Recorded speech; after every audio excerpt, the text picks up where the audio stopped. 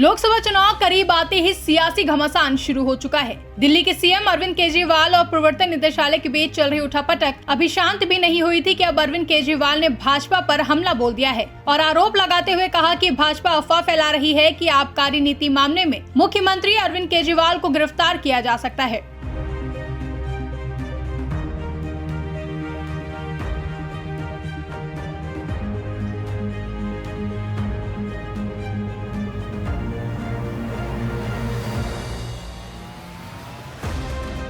दिल्ली के सत्ता पर काबिज आम आदमी पार्टी ने बीजेपी पर निशाना साधा है। आपने दावा किया है कि बीजेपी ने उनकी पार्टी के 7 विधायकों से संपर्क किया है और अफवाह फैला रहे हैं कि आबकारी नीति मामले में मुख्यमंत्री अरविंद केजरीवाल को गिरफ्तार किया जा सकता है।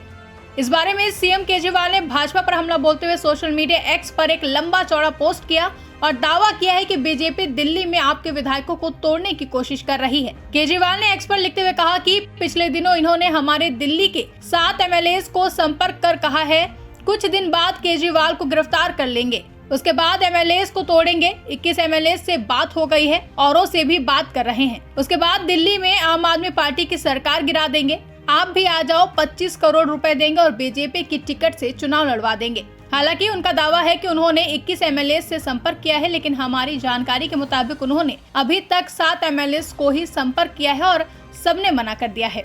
इसका मतलब किसी शराब घोटाले की जांच के लिए मुझे गिरफ्तार नहीं किया जा रहा है, बल्कि दिल्ली में आम आदमी पार्टी की सरकार गिराने के लिए षड्यंत्र कर रहे हैं। पिछले 9 सालों में हमारी सरकार गिराने के लिए इन्होंने कई षड्यंत्र किए, लेकिन इन्हें कोई सफलता नहीं मिली।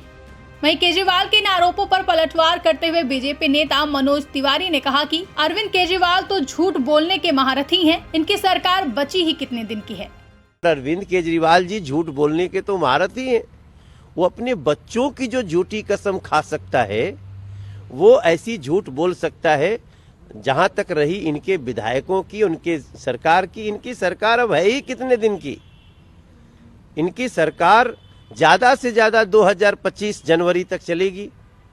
उसके बाद तो दिल्ली की जनता इनको ऐसे निकाल करके फेंकेगी कि पूरे देश के राजनीतिक इतिहास में सिर्फ यही सुना जाएगा कि एक थी आम आदमी party.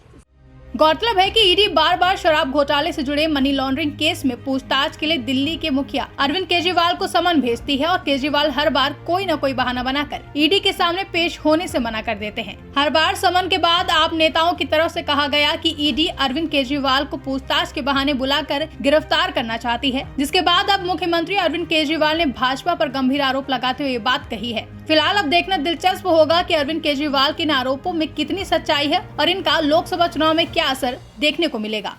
Bureau report, India public खबर। फिलहाल के लिए इस खबर में बस इतना ही। देश और दुनिया की ऐसी ही तमाम बड़ी खबरों के लिए हमारे YouTube चैनल को सब्सक्राइब करें और बेल आइकन को प्रेस करना ना भूलें।